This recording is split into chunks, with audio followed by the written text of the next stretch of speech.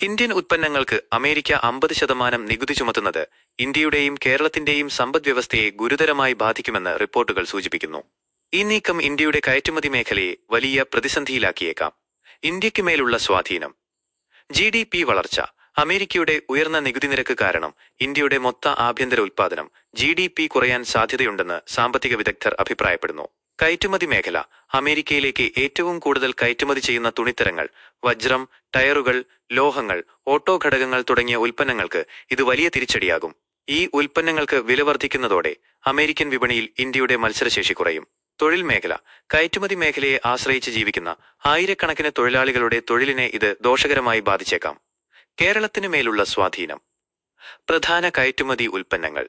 കേരളത്തിൽ നിന്ന് അമേരിക്കയിലേക്ക് കയറ്റി അയക്കുന്ന പ്രധാന ഉൽപ്പന്നങ്ങളായ സമുദ്രോത്പന്നങ്ങൾ, സുഗന്ധവ്യഞ്ജനങ്ങൾ, ചായ, കയർ ഉൽപ്പന്നങ്ങൾ, കശുവണ്ടി, വസ്ത്രങ്ങൾ എന്നിവയെ ഈ നീക്കം സാരമായി ബാധിക്കും. കയറ്റുമതി വരുമാനം.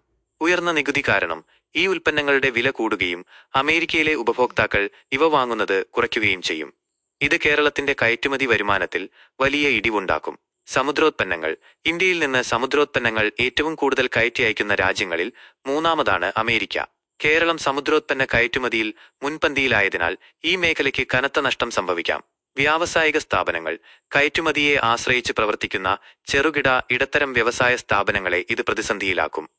ചുരുക്കത്തിൽ, അമേരിക്കയുടെ ഈ നയം ഇന്ത്യയുടെയും കേരളത്തിന്റെയും സാമ്പത്തിക വളർച്ചയെ പ്രതികൂലമായി ബാധിക്കുമെന്നും കയറ്റുമതി മേഖലയിൽ വലിയ വെല്ലുവിളികൾ സൃഷ്ടിക്കുമെന്നും വിലയിരുത്തപ്പെടുന്നു.